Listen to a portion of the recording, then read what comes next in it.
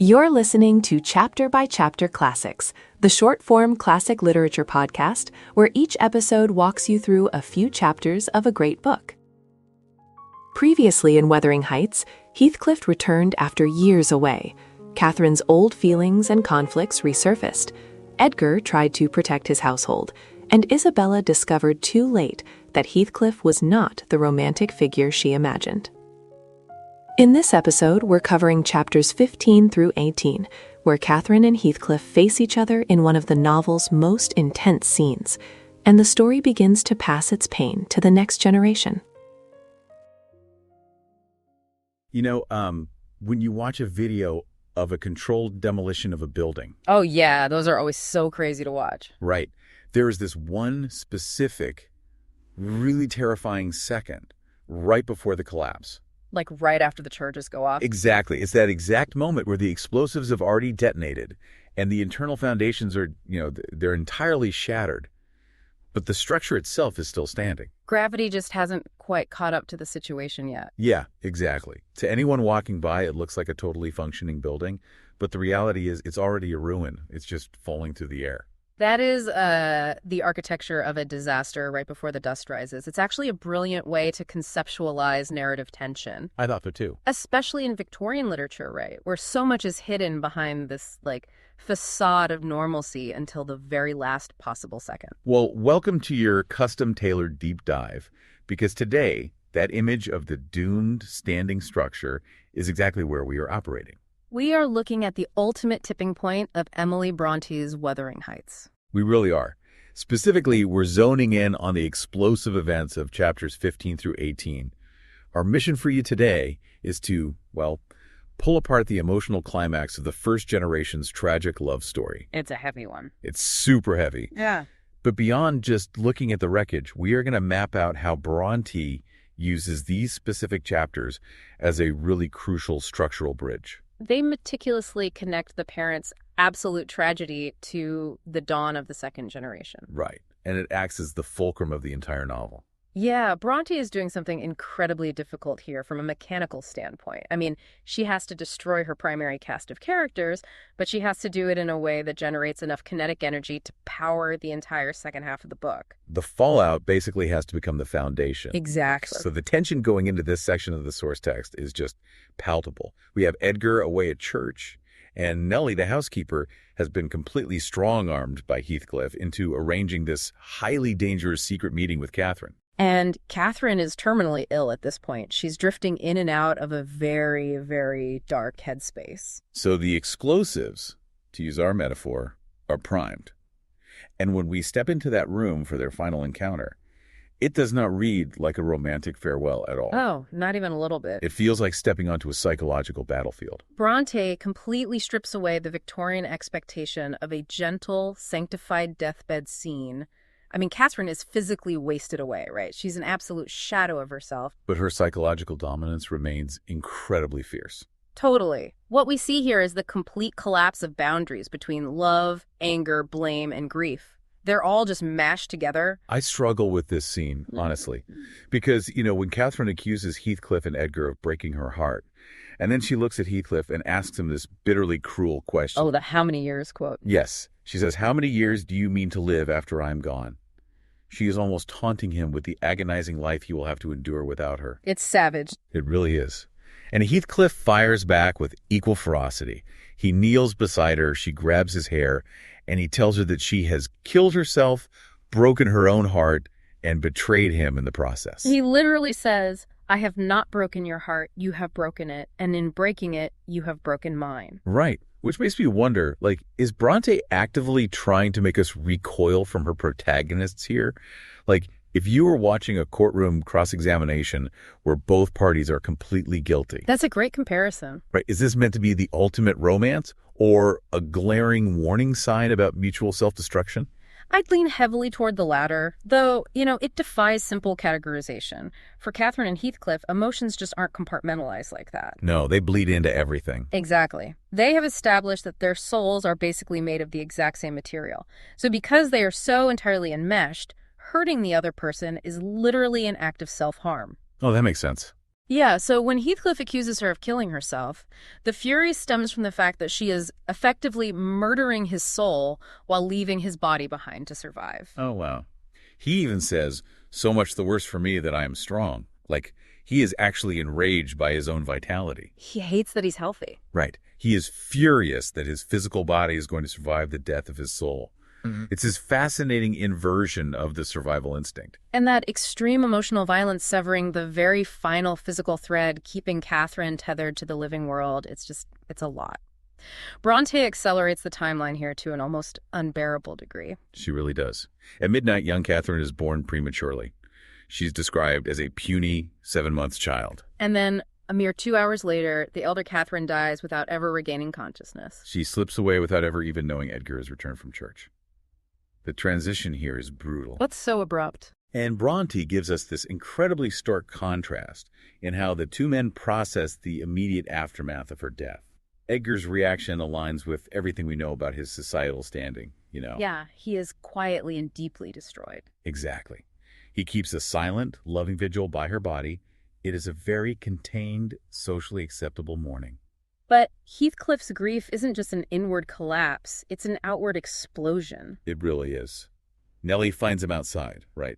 He's leaning against an old ash tree, completely soaked in dew. He has been standing out there in the elements for hours, entirely separated from the domestic sphere where Catherine's body lies. And when Nelly finally delivers the news that Catherine is officially gone, Heathcliff's response completely upends traditional religious expectations. To say the least. He doesn't pray for her soul to rest in peace. He actively demands the exact opposite. He screams that she should wake in torment. He begs her to haunt him. Yeah. He's shouting, "I cannot live without my life. I cannot live without my soul." It is easily one of the most famous passages in English literature. Absolutely. But, you know, when you strip away the romanticized pop culture version of it and look at the context, it is profoundly terrifying. No, it's horrifying. If you've ever watched someone refuse to let go of an agonizing memory because the pain is the only connection they have left to a person, you recognize the exact psychology Bronte is describing here. It's like toxic grief versus healthy grief. That psychological reality is the actual engine driving the Gothic elements of the novel. For Heathcliff, peace equals erasure. Right. If she's at peace, she's gone. Exactly.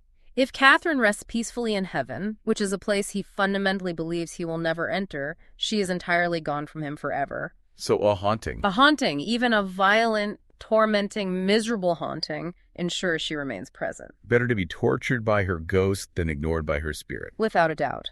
The supernatural elements in Bronte's work are often manifestations of profound psychological obsession. Heathcliff desires the haunting because his own mind just cannot tolerate the vacuum of her absence. He requires the torment to prove she still exists. Yeah, he needs it to survive. So with Catherine gone, the gravitational force holding this deeply dysfunctional ecosystem together completely vanishes. The center just cannot hold anymore. And the immediate collateral damage of that explosion is Isabella. Oh, man. Isabella. Her trajectory is one of the most drastic in the novel.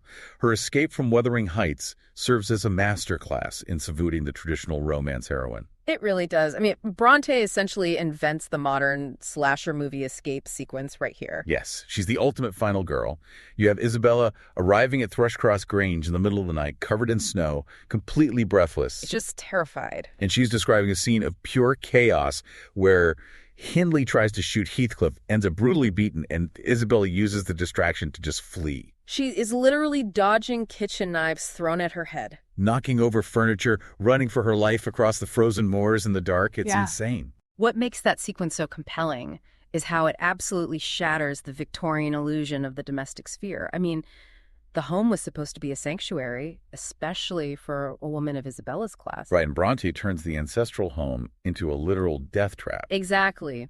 Isabella's flight to London, where she eventually gives birth to a sickly son named Linton far away from the moors, is an act of desperate self-preservation. But, you know, while Isabella manages to physically escape the blast radius, others are entirely consumed by it. Yeah. Hindley's demise is incredibly bleak. Yeah, he drinks himself into an early grave shortly after Catherine dies. And this is where Heathcliff's retaliation moves from emotional outbursts to calculated systemic ruin. Because Heathcliff, who has been quietly buying up Hindley's gambling debts behind the scenes. So sneaky. Right. He immediately claims Wuthering Heights as the mortgagee. The weaponization of property laws here really reflects deep 19th century anxieties about class, capitalism, and inheritance. Heathcliff, the marginalized outsider, doesn't reclaim power through aristocratic lineage. He uses the brutal mechanics of debt and foreclosure to usurp the ancestral home. He legally steals the castle. He does. And that brings us to the most disturbing element of his victory, which is his treatment of Hindley's son, young Hareton. Oh, this part is so rough. Heathcliff takes this legitimate heir and systematically reduces him to an uneducated, brutalized servant in his own home. Now, I have a theory about this that I want to bounce off you. Okay, let's hear it. So the standard read here is the sins of the father trope, right? Heathcliff is taking revenge on Hindley by punishing the son. He suffered degradation, so he flips the power dynamic and degrades Hareton. That's the textbook interpretation, yeah. But is there a layer beneath that? Because by stripping Hareton of his education and making him this wild, marginalized figure, Heathcliff is effectively creating a replica of his own childhood self. Oh, that is a phenomenal observation, and it highlights the profound paradox of Heathcliff's revenge. He believes he is punishing the father by erasing the son's potential, but in doing so, he molds Hareton into the only person on the moors who truly mirrors his own lived experience. Wow.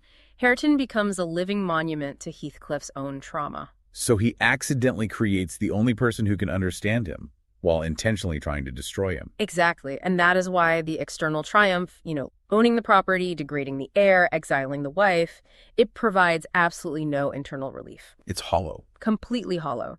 Heathcliff masters the physical world of Wuthering Heights, but it remains an empty victory because he cannot engineer a reality where Catherine is alive. Right. So the first generation of adults has basically cleared the board.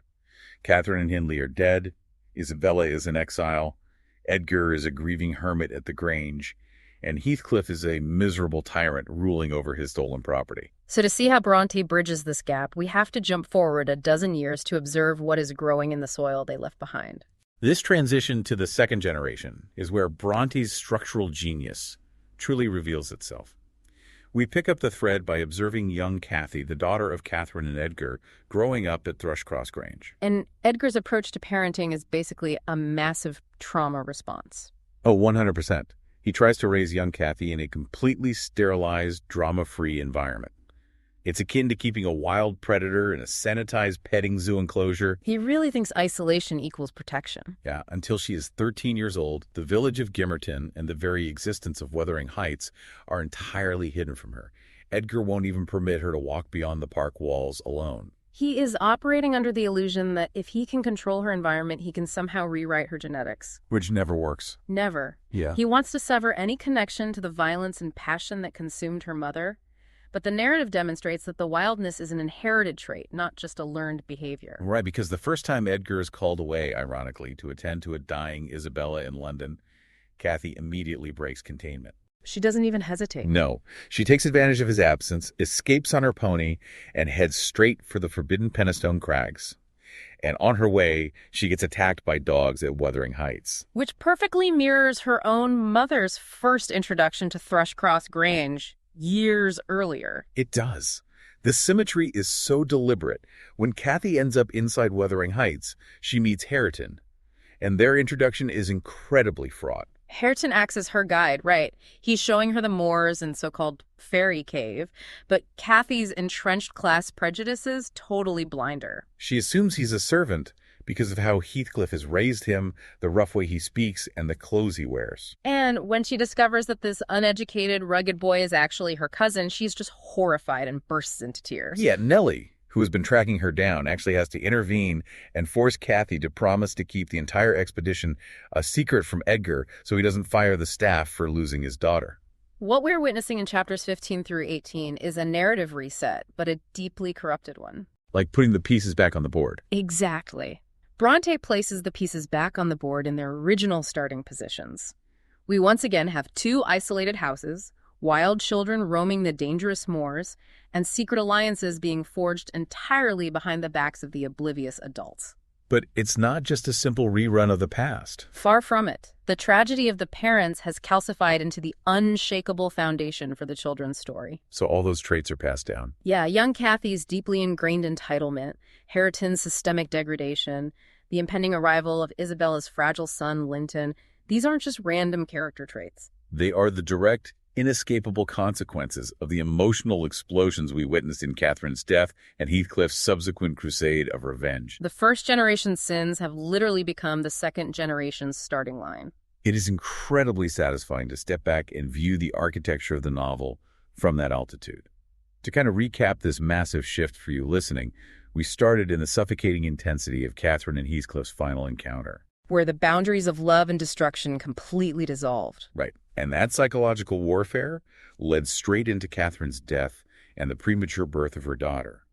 We watched the violent scattering of the survivors, with Isabella fleeing the domestic sphere like a thriller heroine. Hindley succumbing to his own demons. Yep.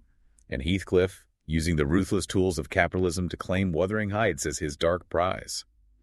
Finally, we saw Edgar's desperate, failed attempt to outrun the past by isolating his daughter. Only to have her instinctively navigate right back to the epicenter of the trauma. It really speaks to the impossibility of outrunning where we come from. Bronte is suggesting that when the traumas of the past remain unspoken, unhealed, and unresolved, they don't just disappear, they simply lie dormant in the soil, waiting for the next generation to take root. You can hide the history from the kids, but you can't hide the kids from the history. It always finds a way out. And as we wrap up this exploration, I want to leave you with a final lingering thought to mull over. We spent a lot of time discussing Heathcliff standing by that ash tree, screaming into the night, begging to be haunted by Catherine's ghost. Right. But considering the trajectory of these bridging chapters, what if her true ghost isn't a literal phantom wandering the Yorkshire moors in the snow? Oh, that's a compelling pivot. What if her actual ghost is the inherited DNA, the volatile temperaments, and the unhealed wounds living inside young Cathy, inside Hareton, and soon, inside Linton? Wow. If the second generation is merely the physical manifestation of the first generation's unresolved agony, then who is really doing the haunting? Is Heathcliff being tormented by a supernatural spirit from the other side? Or is he simply being tormented by the inescapable, breathing reality of the children they left behind? A self-inflicted haunting, engineered entirely by his own refusal to let the past die. It's brilliant. The explosives have detonated. The original building has fallen. And yet, the new structure they are building is sitting directly on those exact same highly volatile fault lines. Gravity always catches up. Thanks for joining us on this deep dive. That's chapters 15 through 18, Catherine's final meeting with Heathcliff, her death after young Cathy's birth, Isabella's escape, Hindley's death, and Hareton's future falling into Heathcliff's hands. In the next episode, we'll move into chapters 19 through 22, where young Cathy, Linton Heathcliff, and Hareton become the new center of the story, and Heathcliff's plans continue. Thanks for listening to Chapter by Chapter Classics. If this episode helped you follow the story, follow the show in your podcast app so you don't miss the next chapter. And if you're enjoying this series, please take a moment to rate the podcast or leave a short review. It really helps other readers and students find the show.